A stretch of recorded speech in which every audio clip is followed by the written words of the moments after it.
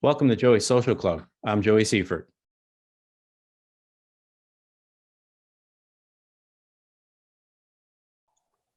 And tonight's guest, we have Paul Whitcombe. Paul, thanks for coming on the show. Great to be here, Joey. Thanks for having me. Of course. How you doing? I'm doing just fine. And yourself? I'm getting better. Still got a little hacky cough, but that's about it. That's really hanging on, isn't it? It is. It's like that's the worst part. I think there's a little bit of you get a little fatigue, but it's that hacky cough that just Jesus won't go away. Boy, I know how that is. Last year, it took me forever. Yeah, you guys had it, right? Yeah, but it'll go away. Just gotta wait. It'll go away. Like, oh, it's 30 days, it's 60 days, but it'll go away. I'm like, I go away, but I want it to go away now. I hear you, man. It's frustrating. So I don't know. I don't know if everybody, at least on my show, I know you've done a ton of other shows. You've had your own show. We did the whole inside the Chicago outfit show and everything. But I don't know if everybody like fully knows your background and what you do. Like you have private practice now? I'm in private practice now, doing a lot of criminal defense, civil litigation, family law, stuff like that.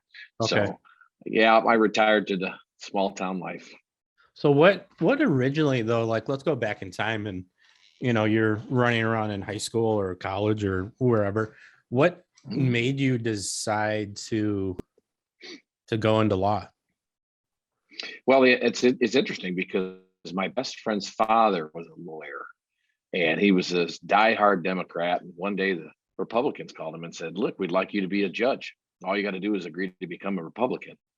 And I thought, oh, that's interesting. So he turned, we happened to be sitting there that night. He turned to us and he said, "I don't know what to do. I'm not a Republican, but I think I can do the most good for the most people if I become one, take this job." And I started thinking about it. And I thought, one way to really be able to do a lot of good for a lot of people is in the law. Yeah. So that's what shifted me in that direction. And then I got a teaching degree and got offered a teaching job at ridiculous low pay. And they wanted me to coach the football team and be the sponsor for the yearbook and direct the fall play and all this other stuff. Holy cow. For no money whatsoever. And I thought, no, I'm going to law school. That's what I think that is one pitiful thing about being a teacher. Like you really have to do it because you love teaching, because you sure are not going to get paid for what you do. No, I mean, my father was a teacher. My aunt was a teacher. I have a teaching degree. The most exhausting time of my life, Joey, was when I student taught sixth grade class. I came home whipped every day. I had another friend that was a teacher and he ended up leaving.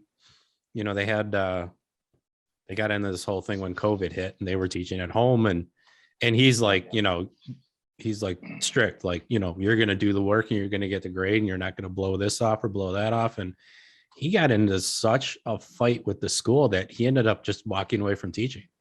And it was something that he like truly loved to do, Yeah, you have to love it to do it. Otherwise you're going to burn out in no time. Yeah. It's hard.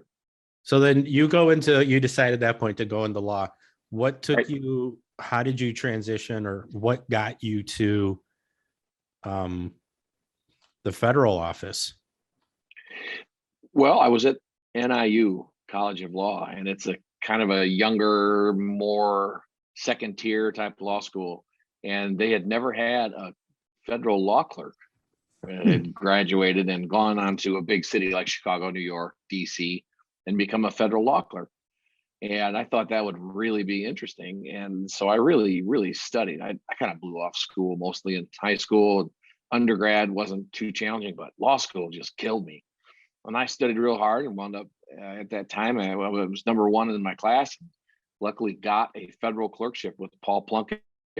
He decided to give me a chance. He said, "Well, if we can't hire the number one in your school, we're not going to hire anybody else. So let's give you a try." And sure enough, I got that opportunity.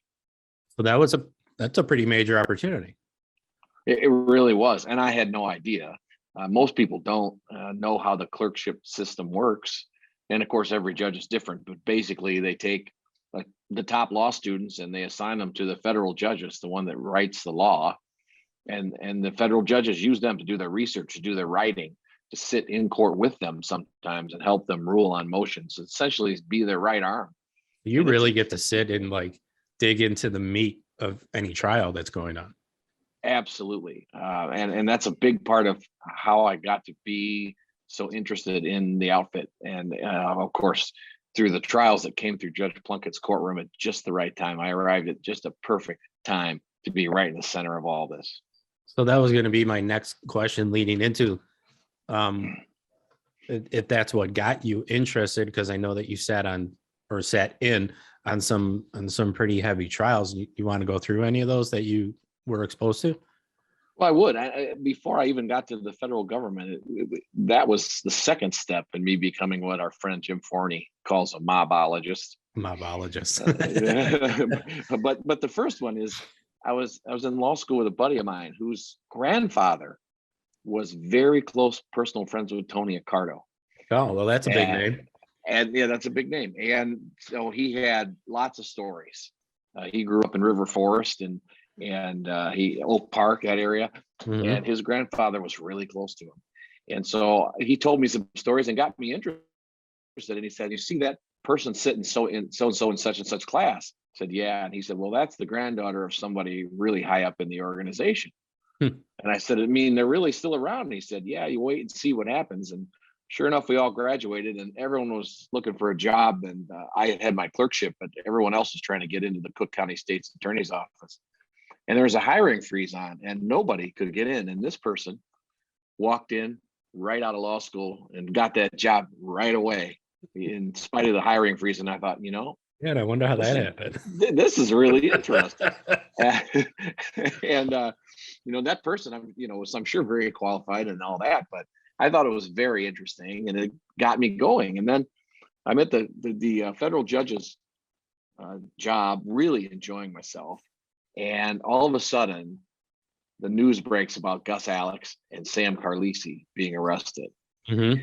And so Gus Alex was first. And my judge did not have Gus Alex, but a friend's judge did. So I got to sit through that trial sitting next to Antoinette Giancana. And did you already know those names at that point in time? I didn't know them nearly to the detail I would later learn. But okay. I certainly knew Gus Alex. I did not realize who Sam Carlisi was. I don't think the press, law enforcement, they didn't know who Sam Carlisi was. But to sit next to Antoinette Giancana while Lenny Patrick was testifying, mm-hmm. the biggest turncoat in the history up to that point of the Chicago outfit, was really interesting. She had some very colorful commentary. Running throughout that. Oh yeah. So you were able to sit and actually talk to her. Yeah. Oh yeah. Mm-hmm. Oh, that's great. And I introduced myself. She was very friendly. She's a very nice lady. And she told me what she thought of Lenny Patrick and his testimony. And of course she knew Lenny. She knew who he was. She knew him personally. Mm-hmm. And she was just there for curiosity. And so I got to say hi to Gus Alex every day. He was released on bond, home confinement. And he was very gentlemanly, very meek. He came in with the cane, and we've seen that before. Yeah, that whole scenario. Yeah, and it's like they have a rental, a rental store in the downstairs on the first floor. It's like, here's your wheelchair, here's your oxygen tank, here's your cane, here's your eye patch. Yeah. And the funny thing is, then just recently, Joey, maybe 6 months ago, one of Gus Alex's relatives came out to the house and brought me the suit that Gus wore at the trial, and his cufflinks and old family movies, and for me to look at these things. And I remembered them. Yeah, it was really quite a pleasure to see those things. So got to see that, got to see how that worked. And then by some miracle, my judge got assigned the indictment of Sam Carlisi, little Jimmy Marcello, and little Tony Zizzo. And so when that indictment was assigned to the judge, I worked some horse trading with the other law clerk because she actually got assigned that case. And I offered her everything short of my firstborn child to swap caseloads. And she was more than happy to do it. She wasn't interested, had no idea who it was. And so that was the first of 3 pretty big organized crime cases that I was involved in with Judge Plunkett. And that was a great experience to be able to be on the inside of a case like that, to sit there every day, to be able to talk to Carlisi and his lawyer, who I later went to work for. It was a great experience, and of course the courtroom was jammed, and there was media, and back in those days there's no cameras in the courtroom, so they were drawing for Channel 7. I still have one of the courtroom sketches. I think I've shown it to you. That shows all the defendants, and it was a great experience. And even 30 years ago, it's just like it was yesterday. Yeah, that is a great experience. So then you move on, and what other, were you involved in any other of the bigger trials, or no? Was that like your big? Carlisi was a big one for sure. Mm-hmm. But we also had the Joey DeFranzo marijuana trial. Okay. Which was a big case. And that came in shortly after that. Joey was not found until after I had gone on to other jobs, but I got to sit in the trial of all the other defendants. And that was very interesting. You know, that's where they converted that home in Oak Brook into a big marijuana farm to try and work out this guy's juice loan. And it was fascinating. And one thing the mob is not good at is growing drugs. They never did get an ounce of usable marijuana out of all that effort. Yeah. But, you know, if it weren't Joey DeFranzo, I think that nobody would have bothered with it. But they made literally a federal case out of absolutely no marijuana that was ever usable. Yeah, but I had that after the name. They did, and then of course we know that that was all connected. Carlisi and DeFranzo and the interplay between the two of them, that was going on at the time. Behind the scenes, you know, you and I both know a lot more now than anybody did at that time about who was running things and who was hiding who and what was going on. Yeah. And then after that, we got one more, which was Ruben Sturman, who was the king of porn. Okay. Who Lombardo's crew was trying to extort this guy. They actually put a bomb in his car. They tried to, but it went off in their car before they could plan it. But this guy was the biggest pornographer in the country, and he fought the Chicago mob and actually won. But unfortunately, he couldn't beat the IRS. So I had those three pretty big trials, along with the final appeal of John Wayne Gacy while I was there. So I had a great 2 years with Judge Plunkett and got to be exposed to some amazing things. And that's how I even got into this. It's the whole John Wayne Gacy case. That's what actually got me into the multimedia and the podcasts. And that's eventually I met you that way. Yeah, the serial killers are, I don't know. I've always found them more fascinating than anything else. Oh, yeah. And when you see a picture of him with Rosalind Carter, you know, first lady, and he had 29, I guess, bodies in his basement, a crawl space. Wow, what a fascinating guy. And Judge Plunkett was the last judge to really touch that case before they executed him. So we were up till midnight or 1 o'clock that morning. And so in a way, I killed John Gacy because I wrote the final opinion denying his last appeal. So I always thought that was kind of an interesting story. Yeah, absolutely. But think of that. You said that was over a 2-year span. That's like a career right there. I mean, some of the biggest cases around. Right. It really was. And probably the highlight of the whole thing was I got all kinds of stories about the trial and Lenny Patrick and what he was like, and the defense attorneys and the big Rube Goldberg machine that Carlisi's lawyers built, where you'd it was this big chugging machine that smoked and had a big chute at the top, and they put in army men to represent the FBI, and they put toy helicopters to represent the surveillance, and they put wires in for wiretaps, and they put money in, and then it smoked, and it had a bell that rang, and it shook, and then at the end, when it finally was done cooking, all it produced was the indictment. And the point was supposed to be all these resources, and all we have is this piece of paper. You know, it didn't work, but it sure was interesting. I've never seen anything quite like it before in a courtroom. You know what I found fascinating about that is I was one of the other guests I had on. He was his name's Pete. We were just talking about before we did the podcast. We were talking about the amount of money that the federal government is willing to spend for sometimes just one person. So we were talking Oh, about yeah.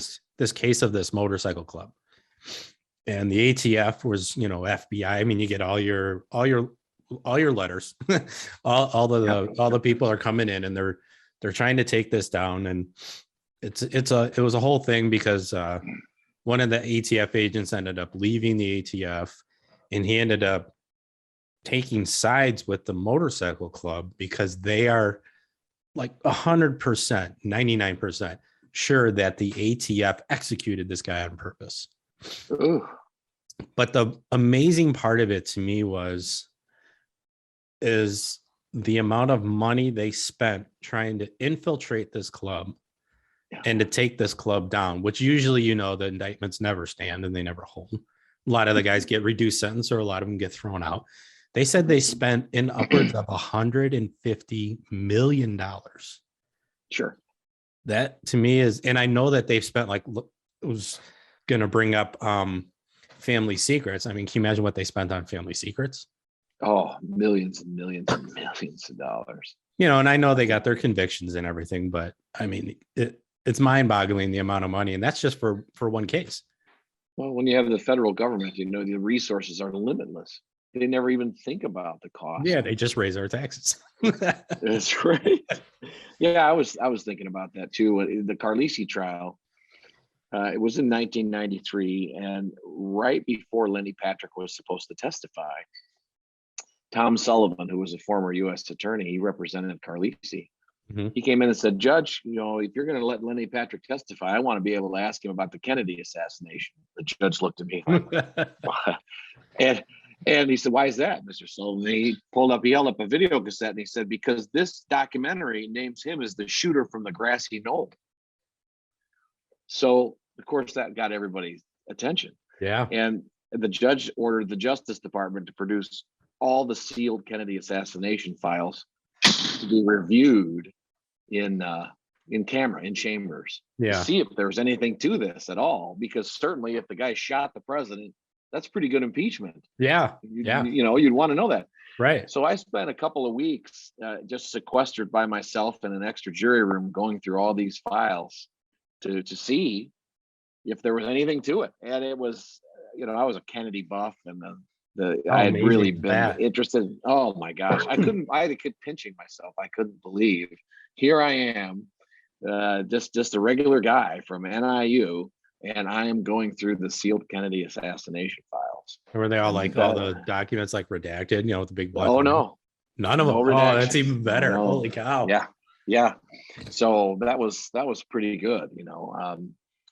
It was fascinating, and of course, Lenny Patrick was, what a character that guy was. I mean, he knew exactly what he had to do. He knew he would say and do anything he had to do to get out of prison. Yeah. And everybody knew it. And the big trick, how mob trials work. They're not allowed to use the word outfit or mention the mob. They're only able to talk the street crew or some smaller unit because they feel like it's too prejudicial. Yeah. And there were 15 or 20 defense lawyers. Lopez was one of them. I got a funny story about him and Carlisi too, but they all were real upset. They didn't want anybody to know Carlisi was the boss because they felt he wouldn't get a fair trial. Yeah. And Chris Gare, the U.S. attorney, knew that he wasn't supposed to get into that, but he gets Lenny Patrick up there, and they're talking about bombing of the Oak Street Theater, where they had tried to throw 3 or 4 bombs on top of the Oak Street Theater to get them into the projectionist union. Yeah. And he said, "Oh yeah, and I threw this bomb up there. I had these 2 guys who were still alive, so I won't mention them. Throw the bomb, and of course, the defense lawyer made a mistake and said, 'And why in the world would you do what Carlisi told you to do?'" And all the lawyers got up at once. You could see the whole courtroom start to stand up to object. And Lenny Patrick grabbed the microphone and held it to his mouth and shielded it and yelled at the top of his voice, "Because he's the boss of the mob." And it was pandemonium. All the defense lawyers jumping up and down, and it was a great moment. He knew he had to get that in there somehow, and he worked it in. Yeah. He worked it in, and 6 weeks of trial, and it took him about maybe 4 hours to convict the defendants on all counts.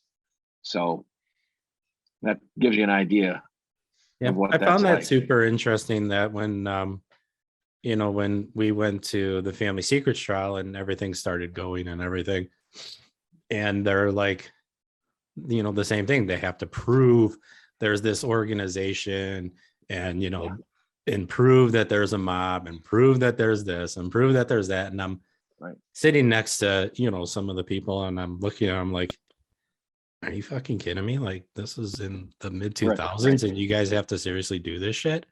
They're like, well, not everybody, knows. And I'm like, Jesus Christ, if you don't know, what do you live in a fucking rock or something? Like, who doesn't know that there's the outfit? Like, how many times do you see splattered across the front page of the newspaper, the mob, the outfit, whatever you want to call it, So true, but that's RICO. You have to prove there's a criminal enterprise, and it has to be proven beyond a reasonable doubt. The thing is about RICO is, very well, Joey, if it's proved that you're part of the enterprise, yeah, you can be criminally liable for anything other members of the enterprise do, whether you did it or not. Yeah, so I fully believe that that's why they threw a RICO and made sure that Lombardo was kept in that group. You bet. Yeah, because a lot of the stuff that, and we have a bunch of papers, we're going to do a show about it and everything, but a lot of the paperwork and stuff, I mean, there was nothing really new that they had, on Lombardo. I mean, It was all the same shit from back in the 70s. So yeah, yep, absolutely. But that's where I first saw Joe Lopez. So he comes in and he's got his, his nice suit, and the judge would always make a comment about his tie and his socks. Yeah. He always, yes. And they would have the banter back and forth. Like all the other attorneys are nice and quiet and just trying to get through and whatever. And Joe comes in and, it's always the socks and the, the matching tie. And he's definitely like a showman. Oh, for sure. But Carlisi didn't like that. He said he told Lopez, it wasn't even his lawyer. Carlisi said, you cut off that ponytail. And he had a ponytail back then? Yeah, he had a long ponytail down his back. Next day he showed up with the short haircut, high and tight, and there was no question about who was in charge, but Carlisi did not come across that way. Well, you've dealt with these people, they're the elderly grandfather, they claim to be retired grocers or whatever. Yeah, it's Uncle Joe. What does Uncle Joe do? I don't know. He just does stuff. Yeah, exactly. Yeah. Yeah. Well, and that's what Carlisi's story was, is that he was a retired grocer, but he had 6 lawyers from Jenner and Block sitting right around him all the time. And I can't even imagine what that legal bill was, but that's back in the day when they had to pay for them. Yeah. Oh yeah. Yeah. They were privately retained. So that was really something. And Joe Lopez, Cynthia Giacchetti, Ralph Metchick, a lot of names that you recognize, I'm sure. Tom Sullivan, of course, Bill Von Haney, the big high rollers back in the day. Mr. Sullivan's passed on, unfortunately, but I think the others are still active. So with being we'll use mobologist loosely, but with being in that position, what did you know of Family Secrets kind of before it was coming down the pipe, or did you hear about it like when everybody else heard about it, like it broke on TV, newspapers, and so on? There are always rumors. You know how it is. Like it was about Family Secrets 2 for so long. There were always rumors and speculation, and anybody who watches the mob figured it's just a matter of time before the next big RICO case hits. Yeah. But I was surprised by the scope of it. I mean, I had no idea about Nick and what he was going to do, and I don't think anybody did. That was a major head shaker for me when that happened. I thought, oh my gosh. Yeah. Now the question I bet you have too is, what about all the other murders he led them to? Whatever happened to those? So I brought that up actually at the trial. I brought that up because we were talking to a couple of people. And then, the last, I don't know, when was that? That was like 2005 or something. So off and on, I bring that up with a lot of people that I talk to because I have like a guilt. I feel guilty, that I got after, whatever it was, 30 plus years, I got whatever you want to call some sort of closure. I got more information than I originally had, or my brother had, or my family had.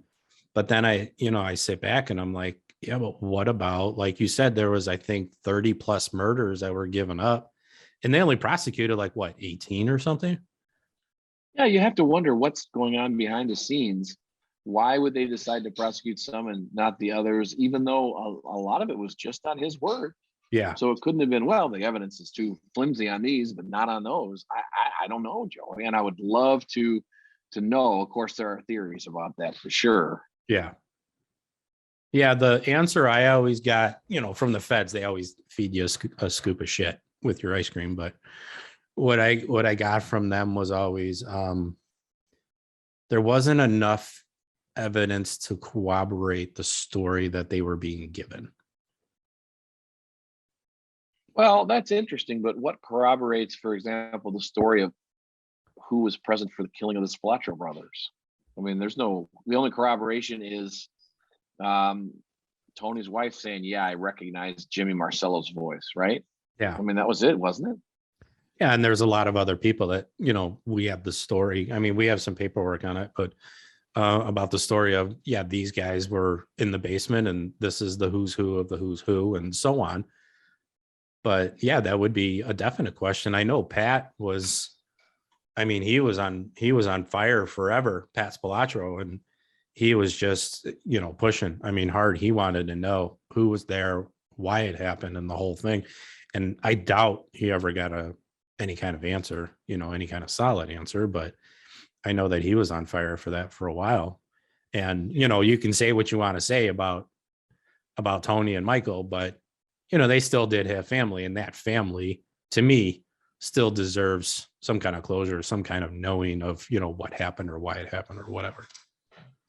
Well, there sure has been a lot of different versions of those things that were knocked around. Mm-hmm. And it's so interesting to me that the way it was described by Calabrese, like you said, the who's who of the who's who, we're all there. All the crews were represented as if they wanted to spread it around so that nobody could escape. Exactly. Some part of this. They wanted everybody to have their fingerprints as you will. Right. Exactly. I don't think they ever answered really who ordered it. I don't think that was ever really answered. Was it Ayupa? Was it Carlisi? Was it Ricardo? I don't know that was ever even asked. Was it? I don't think so. Yeah, I don't think it's, and I think that's unfortunate because I think that's one of those things that I don't think will ever really be put to rest. And I just read yesterday a whole different theory that it had nothing to do with Vegas or anything like that. It had to do with some bad business deal that had left bad taste in someone's mouth. And even today, all these years later, we're still speculating on what actually went on. I don't know, but it sure made for one heck of a good mob movie. I'll say that much for it. Yeah. Yeah. So what got you into, we did a whole 13 episodes inside Chicago Outfit. But before that, you were doing a lot of your own podcast with Cam and John, and what made you guys decide? Because a lot of people weren't doing stuff like that at that point. What made you guys decide to do that? Well, like I said, I was when COVID hit, we had the courts shut down, and I didn't have anywhere to go for a while. So I was just looking around at Reddit, which I had never looked at before. And there was like we had discussed before, there's a subreddit called Serial Killers. And I was flipping through there and I thought, well, what the heck? And I'll just put up a little post, see if I get any attention. And it said, in a way, I killed John Gacy, like we were talking about. Yeah. And well, behold, then some people got a hold of that and said, whoa, what? And that led to the first podcast that I did, which then led to others and to others. And it was like a domino effect. And then I was lucky enough to run into you and your brother and to get to be involved in Inside the Chicago Outfit and do that season. And then through that, thanks to you guys, to be a small part of the Deadly Associates documentary, which was really the pinnacle of all of it for me. That was phenomenal. Yeah, I was going to talk about that next, about how we've been progressively doing shows and working together, and we're planning on a couple more kind of cool ideas and shows. And I wanted to get like your perspective because, I haven't talked to too many people that have actually. I've talked to Frank Coconati, who of course was in it, and, that stuff. But from a outside perspective of, you know, it's obviously a little different than shooting inside the outfit, you know, from It sure shooting the is. TV show.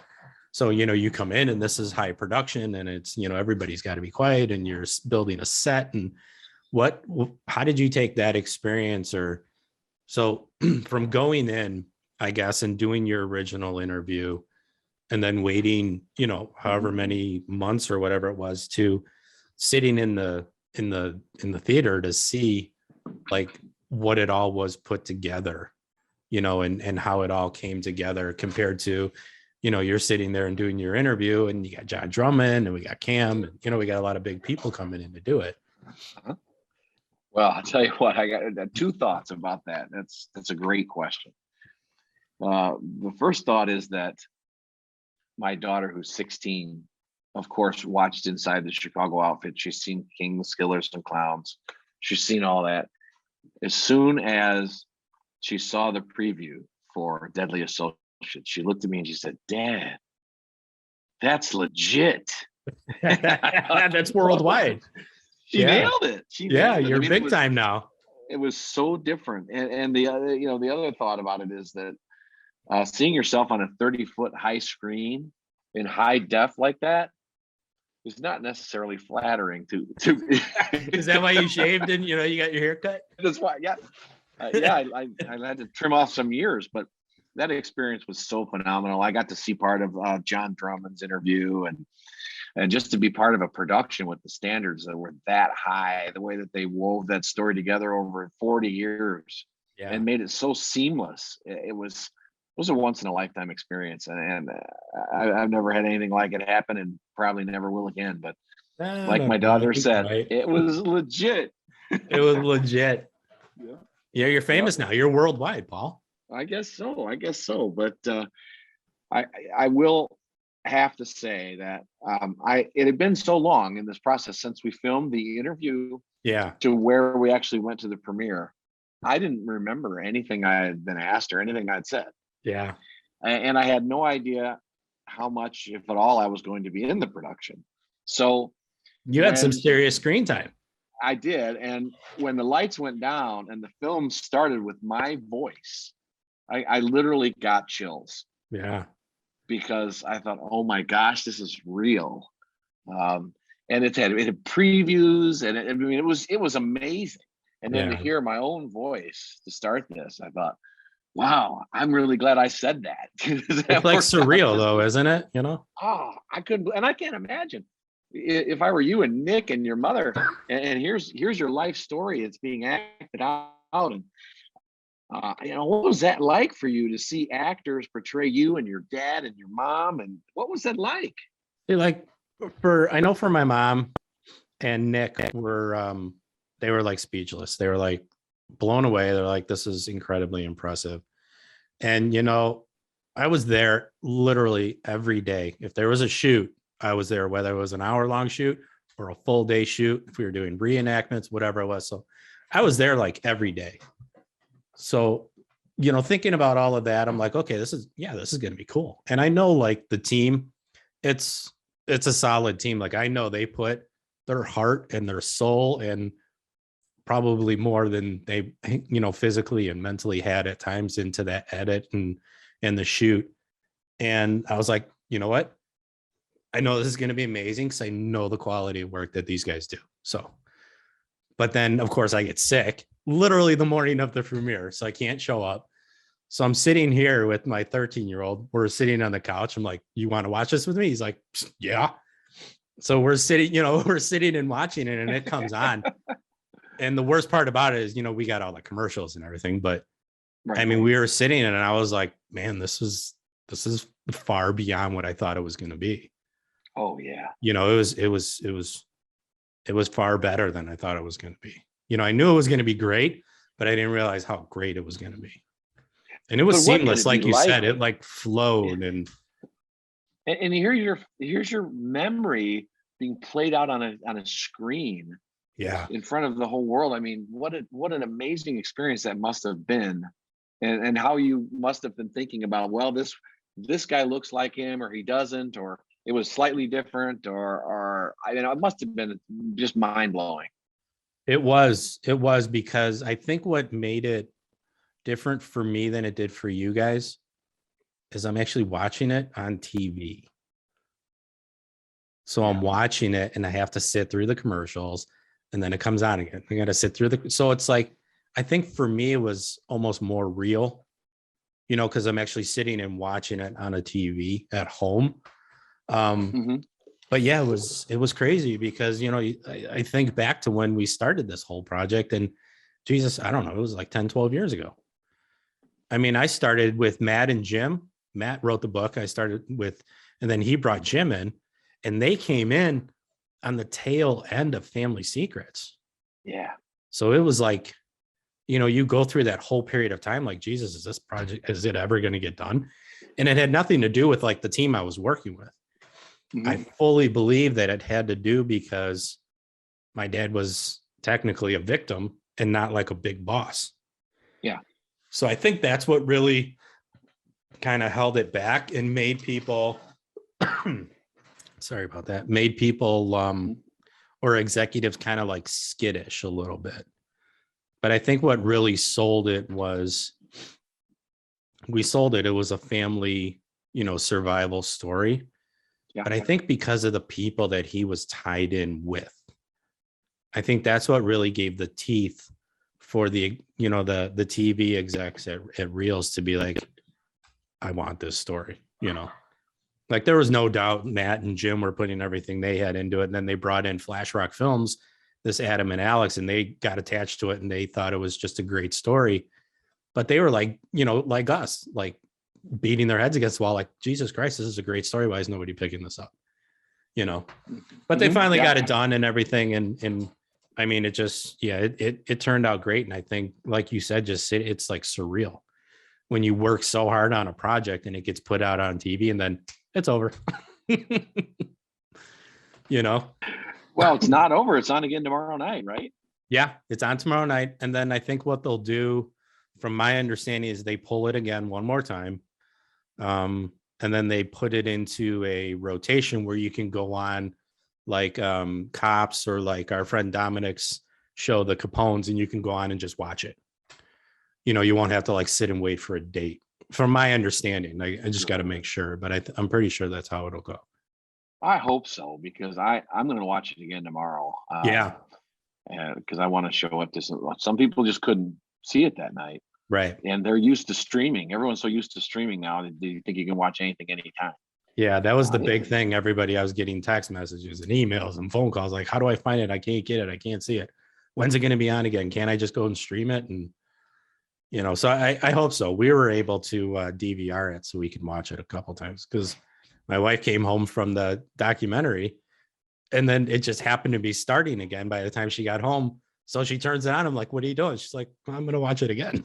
I'm like, okay. Yeah. So we ended up watching it the second time. Well, it was fantastic. And I can't wait to watch it again. Just to catch, the first time I was just in awe from the beginning to the end of the story. Yeah. But I want to watch it again and again and catch the production and the way that it was done and the art that was used and the love that was put into it because it was so seamlessly done. It's just beautiful. I thought what was also really cool is that they put together the behind the scenes little mini movie that really showed. I think that was really cool touch because I think it was just really neat to see, some of the pictures, like I forget about, but some of the pictures of, shooting, running down the street. And, we got the Chicago police that are blocking the road off and I'm walking down the street with shotguns and, we're like blocking off streets and we're, there was just a lot of cool stuff. We had a lot of cool people come in and donate their time and use, like we found those old LTDs. Yeah. It was actually two brothers that had them. Wow. And they were just like, perfect for the situation. But the behind the scenes video, I think was pretty cool. Yeah, I really enjoyed that. I watched it at the premiere. They played it like maybe twice or three times. Okay. So I got to see it, really make sure I saw the whole thing. And I enjoyed that a lot. Was there any part of it like after, because obviously you know the story and you worked on the documentary and Was there any part of the documentary, though, after watching the finished version on Reels, that you walked away and was like, I still have a question about this? Like any part of it that came to your mind was like, I read the book and I read that, in that, but I don't know, I still got a question about like this part of it. I think there are all kinds of unanswered questions that, I mean, you know them better than I do, but one of them that comes to mind is, how is it that Lombardo shows up to protect you and your mother, even though he's explicitly told not to be there? Eupa is furious at how things go down. There's a famous picture of him the next day yelling at Fecarata in some parking lot, and you just know what's going on. Yeah. And as far as we know, Lombardo got away with it. And that story is just not told, because I don't think anyone knows. But how do you get away with defying the instructions like that? And he did that to save you and your mom. I mean, he didn't know you were going to be there. Right. He didn't know I was going to be there. Yeah. But and that's part of the Joey Lombardo story that just doesn't get told, I think. Right. And somehow he got away with that, and I'm sure he knew what a risk he was taking. Well, he paid for that too. So from my understanding, I've talked to a lot of people, especially, once you start saying that you're doing a book and all this other stuff, all of a sudden everybody comes out of the woodwork and wants to talk to you. I've heard from multiple people that that cost Joe getting his bump up to boss later in life, because it was just that one thing that put a little question mark in his armor, if you will.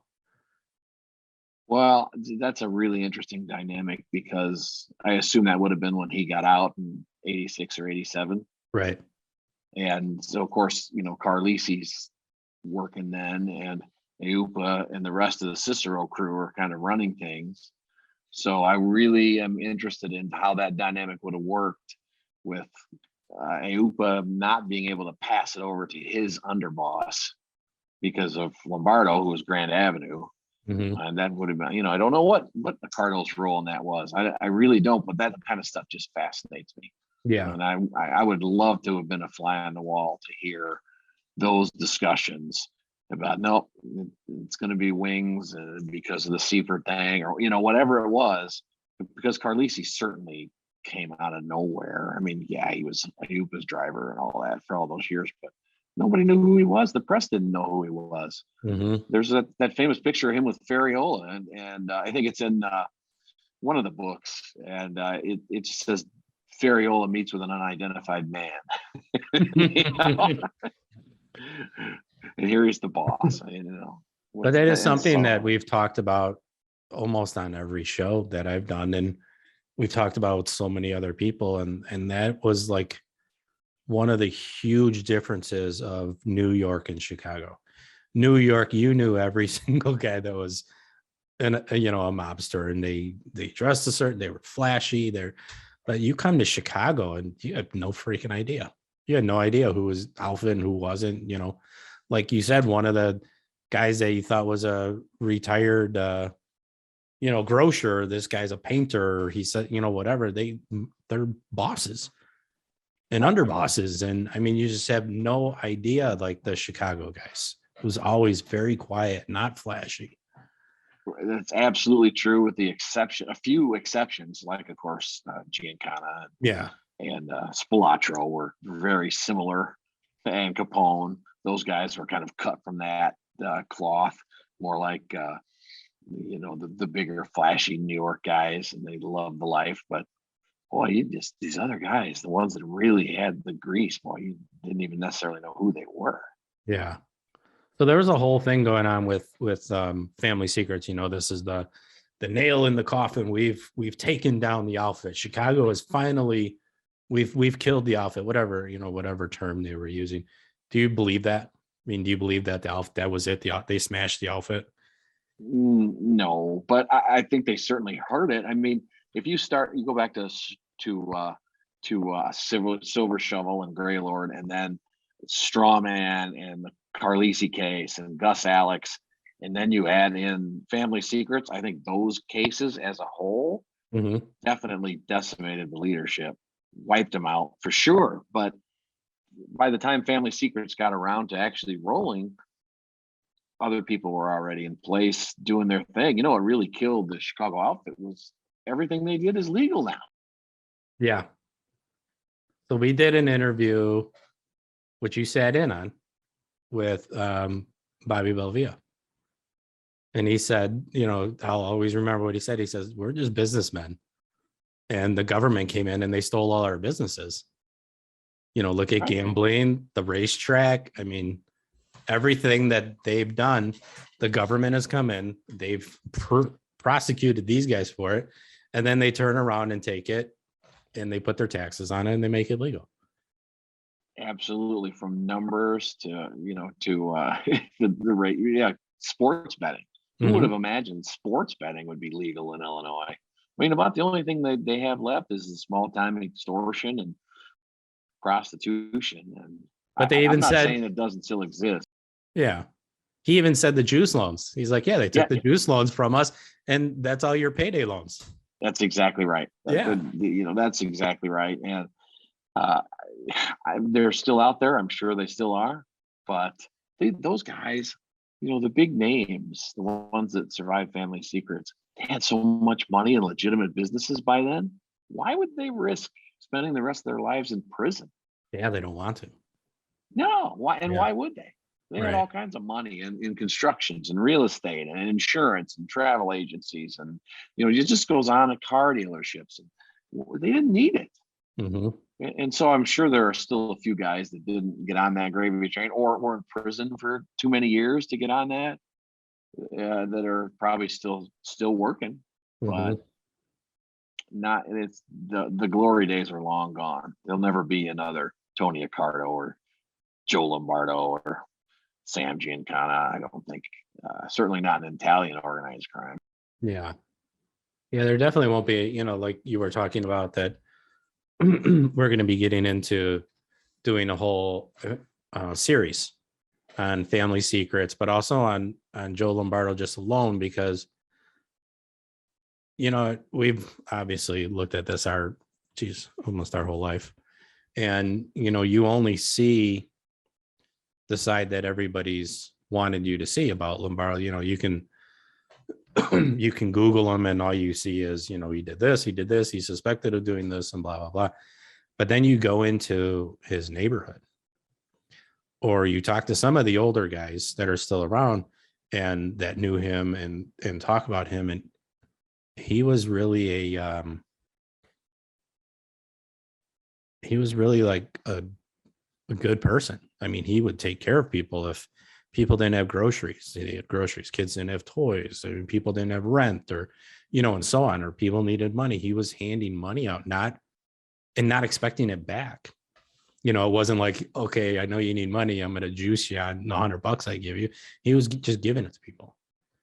And Carl Giancana would tell you the same thing about his grandfather, that he had that side as well. And you'll hear that a lot about some of the big names, a lot about that. But there's some that you also don't hear that about. Right. Like I've never heard about how charitable Paul Ricca was, for example. No. I mean, you don't hear that, or Fifi Buccieri or some of these guys. Yeah. You don't hear about Frank Schweiss being such a swell guy. But I haven't heard that from anybody. I haven't heard that, but you do hear about Harry Allen. Yeah, that's an interesting one. You do hear that. Yeah, I mean, his stepdaughter, I think it was, did that documentary in England, and talked about what a phenomenal father this guy was, and how he loved his wife's children as they were his own, and what a great side he had to him. Yet at some point he had to put that aside, get in the car and go to work, and did what he did. So I think that's one of the biggest psychology. things. Yeah, I think that's one of the biggest things that's always interested me is anytime I meet somebody or start talking to somebody, that's like just in my head, that's what I always do. I go back to, so tell me about your childhood. What was your childhood like? Because I'm always like comparing childhoods, and I really enjoy talking to people that have had outfit connections where their families were in the outfit, or their, their father or whoever. And I'm always interested to hear like that side of it. Cause some people are like, oh my God, like, what do you mean? He's an outfit guy. What's the outfit? And they live like this great, home life and everything. And then of course you hear the other stories where, there was a horrible childhood. But that's always interested me, because obviously because of my childhood, that I've always wanted to hear like, well, how was your childhood different than mine? If you had outfit connections and stuff. And it's really an interesting to hear some of the people explain, stuff that they don't, a lot of times they don't, know anything, obviously, until you get older and people start saying things or whatever. And then they start asking questions. But, a lot of people remember their childhoods like, man, it was the greatest childhood. We had this guy used to come and drop off, fresh bread every day, or this guy used to come, and drop off groceries for my mom, and not realizing why it was being done, but they just, it was a charmed life. Absolutely right. And one of the benefits of doing these different shows that we've done is a lot of those family members have come out and reached out and said, let me tell you this, let me show you this picture, let me tell you this story. Things that we don't share on any of the shows. Because one thing that you and I have in common is that we're not interested in interrupting any families. We're not interested in giving people a hard time that are still around. We just stay away from all that. Right. But I think that those family members respect that and appreciate that we're interested in the truth, and that there are two sides to all these guys. Yeah. And I've heard a lot of stories about the other side of some of these people that you just otherwise would think were just incredibly bad people. But when I've met their grandchildren or their daughters or their nephews or their next door neighbors or whatever, I've heard different sides about all these people. And you're a perfect example to, talk about Al DeRicio and Lombardo, the way that you experienced them. Right. It tells a whole different story. Yeah, I had the pleasure of talking to him. She's going to be on the show soon, but her name's Ellen Smiley, and famous author. She has, outfit connections and stuff. And we just had a great conversation, because we started talking, and before I was even able to ask her, she goes, so did you have a bunch of uncles when you were a kid that you had no idea weren't really your uncles? And, of course, they start cracking up and stuff. And we go off of the whole, that whole conversation, because it's funny that you have those conversations, and it's like, yeah, man, I had all these uncles, and I had Uncle Joe and Uncle Tony and Uncle this one and Uncle that one. And, it was funny, but she wrote a book. So she's the daughter of Ellen Smiley, which was Bugsy Siegel's best friend and business partner. Okay, sure. So super interesting story. She got a great book out. But I'm gonna end up having her on the show and stuff, because it was just, a great time talking to her, and we were laughing about stuff like that. And that's how I found that a lot of other families are too. It's everybody's an uncle, and it's always uncles, of course. I have these 30 uncles. Yeah, of course. And every time Uncle Joey comes in, he, slides you a 20 or something, or slides you 10 bucks, Yeah. Or today, hey kid, there's a truck out back. Go pick out whatever you want off of it. Got all the, the brand new toys and stuff like that. Sure. Oh, I'd like to see that show. I'd like to ask her who she thinks actually shot Siegel, whether it was Cafano or Lenny Patrick and Davey Yaris, or who do you think it was? I like that kind of speculation. I'm not necessarily always going with the popular theories about who it was, like the Kennedy assassination and the whole, it was Lenny Patrick and Chucky Nicoletti. I just like that kind of conversation. I think it's fascinating.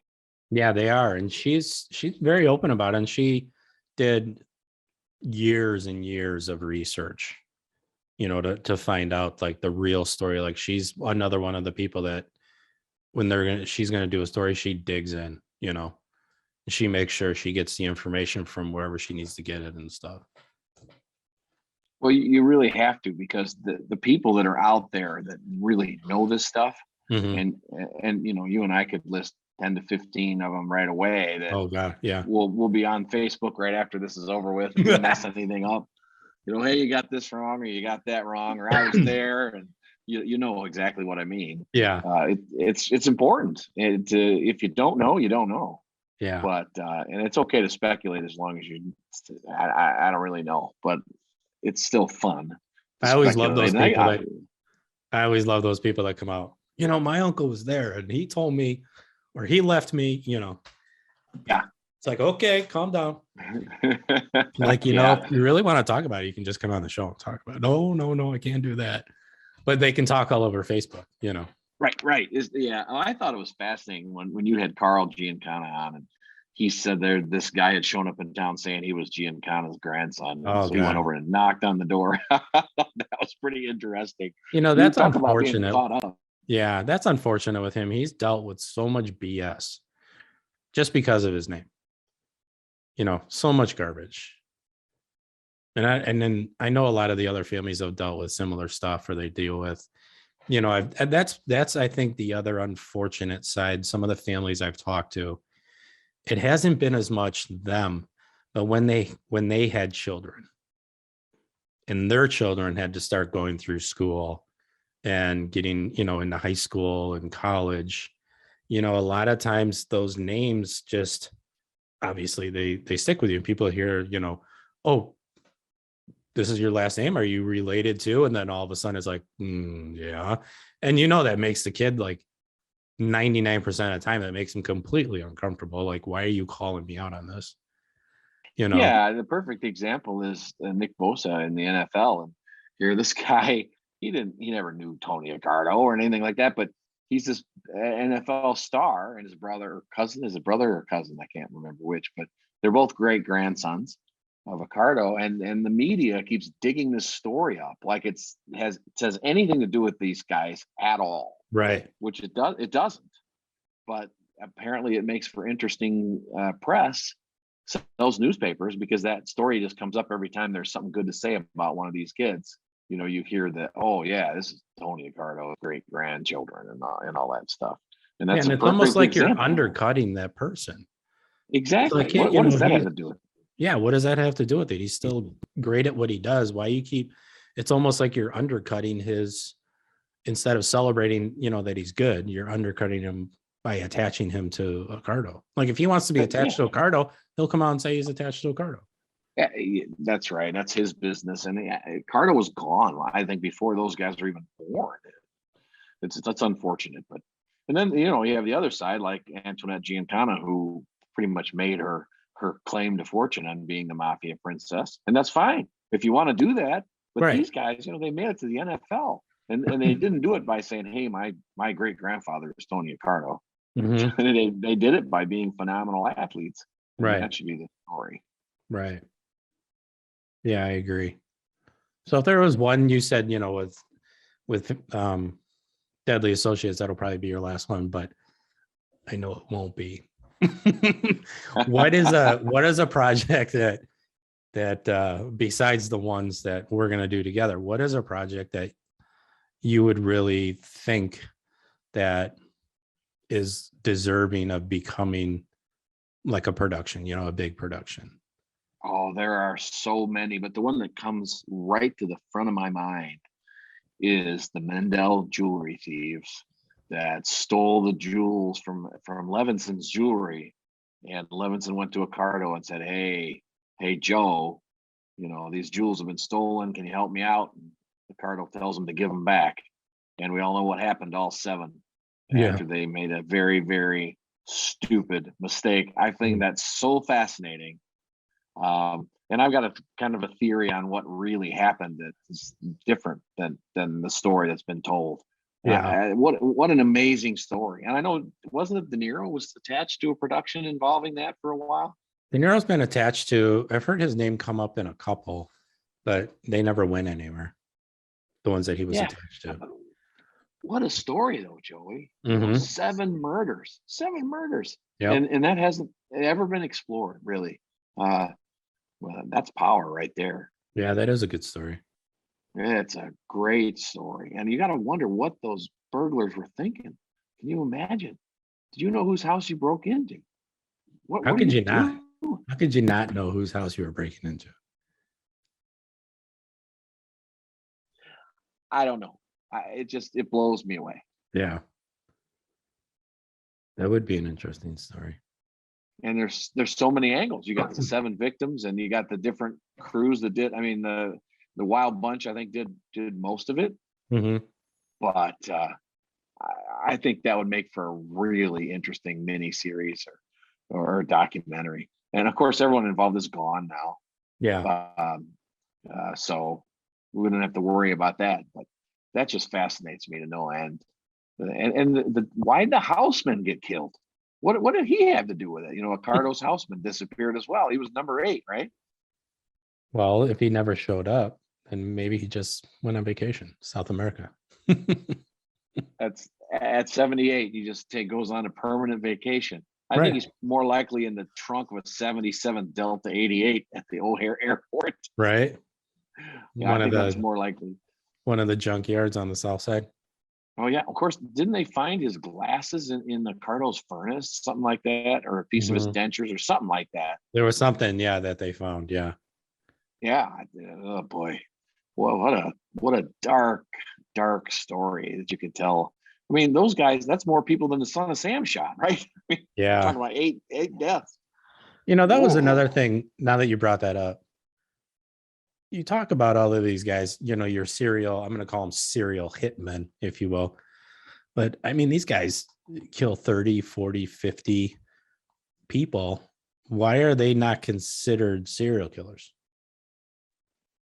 Well, serial killer is a term of art, and you've got what you have with them is a pattern of killing for pleasure that follows certain fetishes. And I don't think that there's necessarily any pleasure involved with these hitmen, except maybe, you know, DeStefano and a few of them.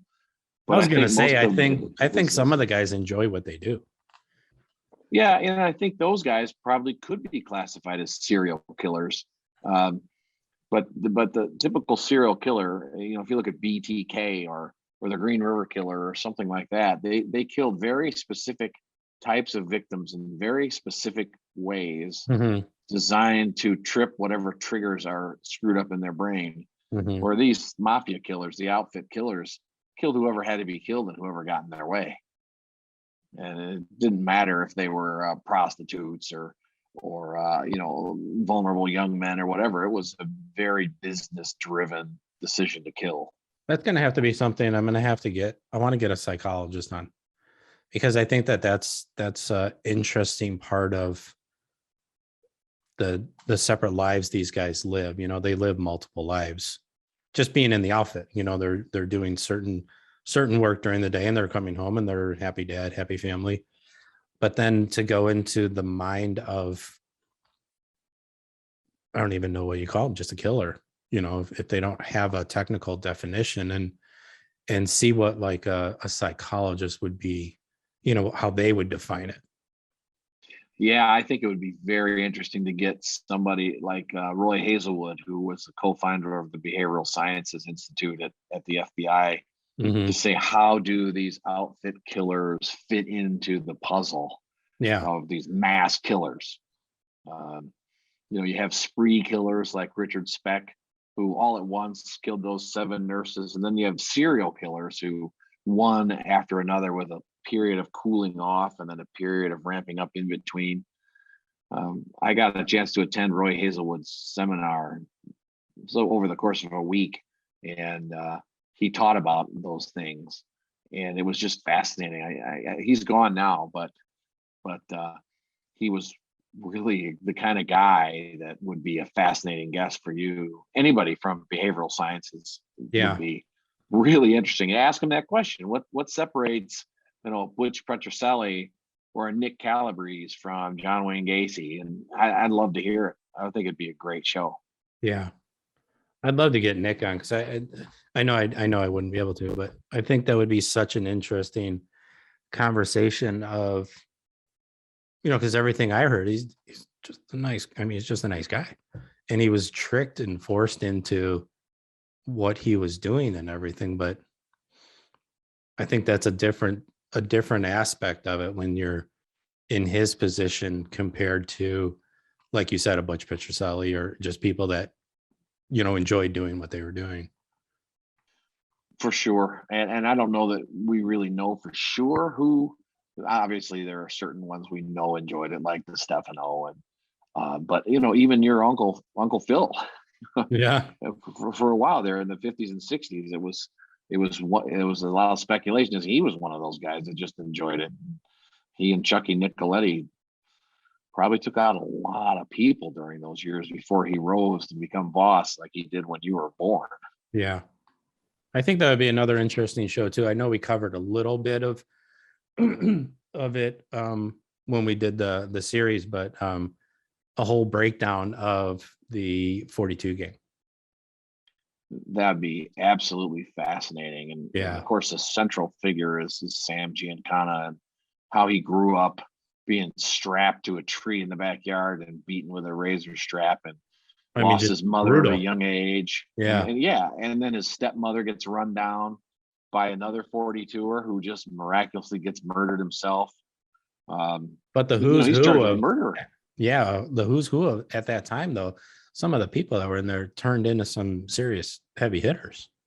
Absolutely. Yeah. The whole Taylor Street crew, and it all played into the balance of power in the outfit from the 50s through the 80s, when Chucky English, I think, was the last one to go, and violently. And of course, Cafano lived into 2001 or something like that.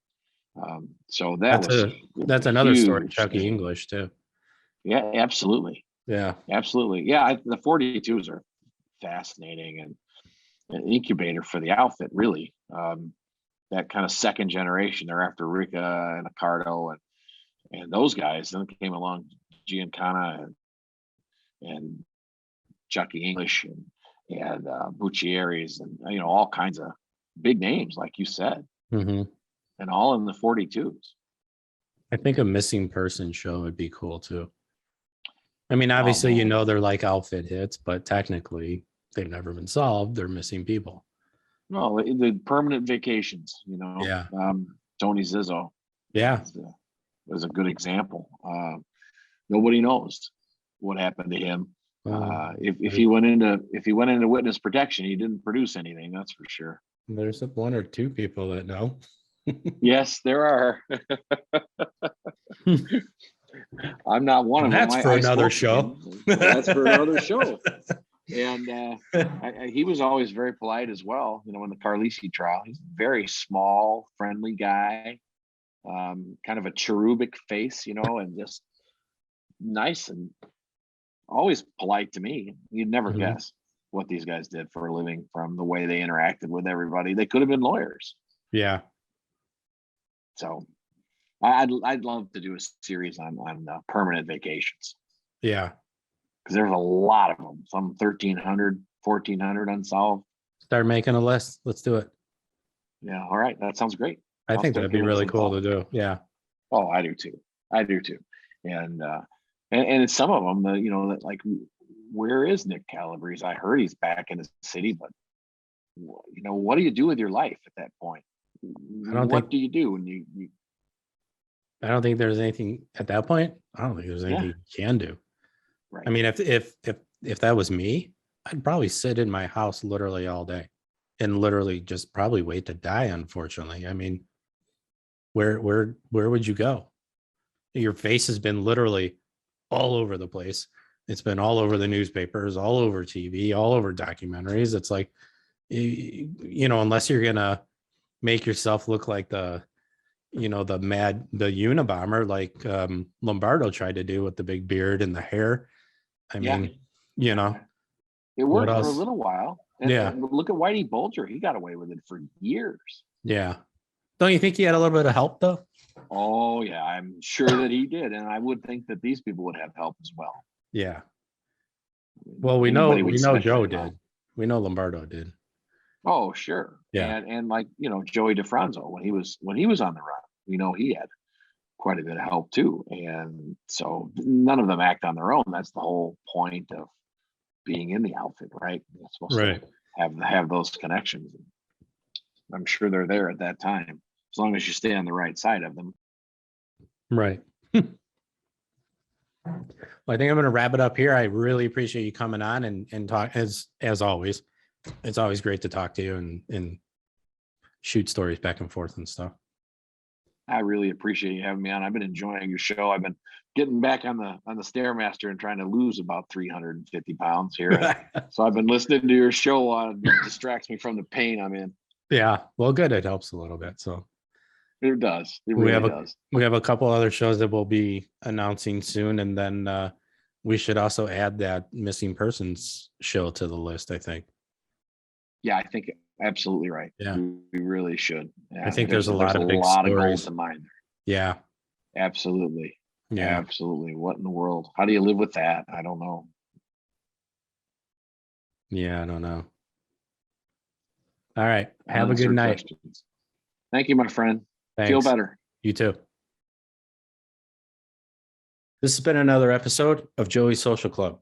Come back next week for more hard-hitting stories from the Chicago underworld.